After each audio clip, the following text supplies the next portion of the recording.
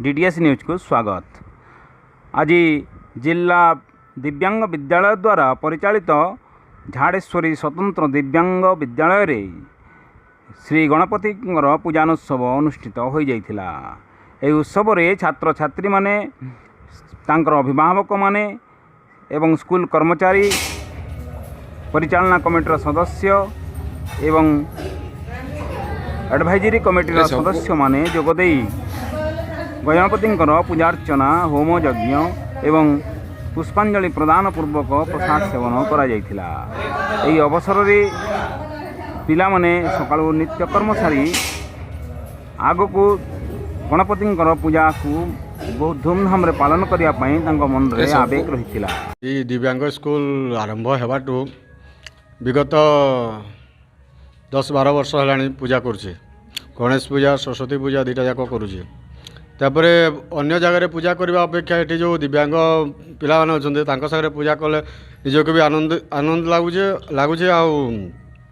तांको सागरे समय बिताबे भल लगुचे। पूजा भी ये भल भल भाव में रहूचे। आज गणपति आसंता काली नुआखाई उपलक्षे समस्त को स्वागत अभिनंदन। विद्यालय तरफ एठारे मोर जो छात्र छात्री अच्छा अभिभावक समस्त आसी उपस्थित होती समस्त को अभिनंदन और स्वागत। ये पूजा प्राय विद्यालय हेला दिनु दीर्घ 22 वर्ष आज जाए विद्यालय पालित हो आसुची।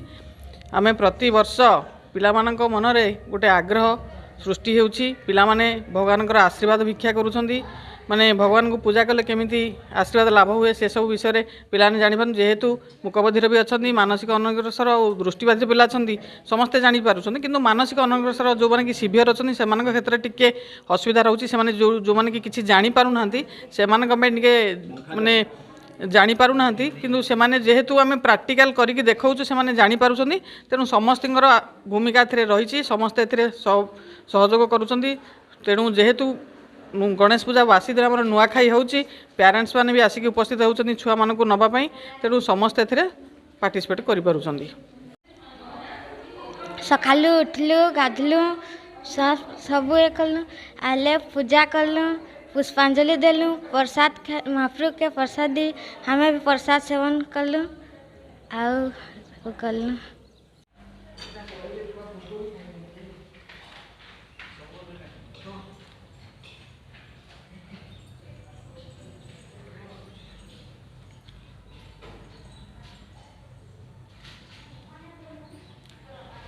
होची पवित्र गणपति पूजानोत्सव आज समग्र भारतवर्ष रे तथा विश्व रे जो माने हमर भाई माने अछंती बाहर देश रे रहउचंती सेमाने मध्य श्री गणेशंकर पूजा करूचंती। बहुत धूमधाम रे पालन होची सब जगह रे।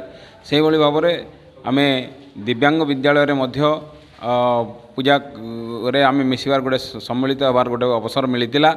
आज विद्यालय तरफरु समस्त एग्जीक्यूटिव कमिटी एवं एडवाइजरी कमिटी एवं प्रतिष्ठाता समस्त को निमंत्रण करा जाइथिला।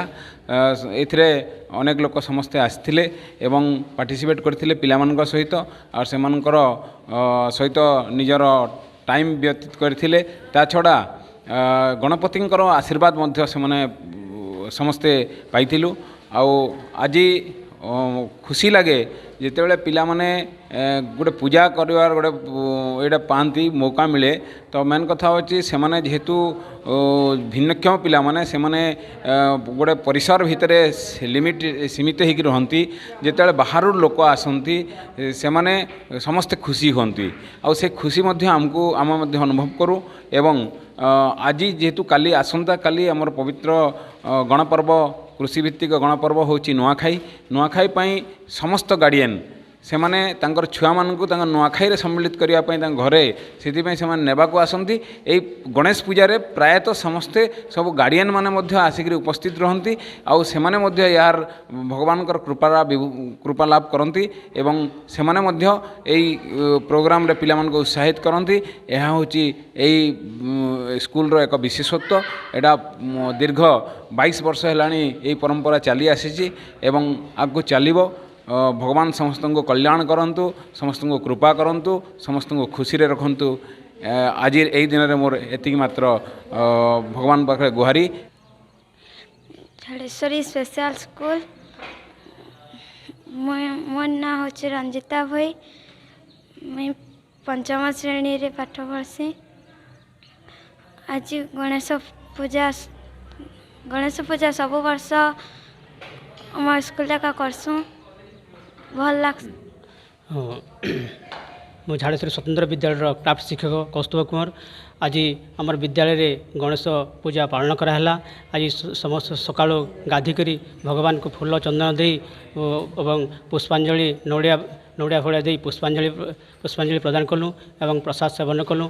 आज मु प्रथम गला वर्ष जॉइन कली किंतु यहाँ प्रथम मोर गणेश पूजा स्वतंत्र विद्यालय आज मु पालन कली।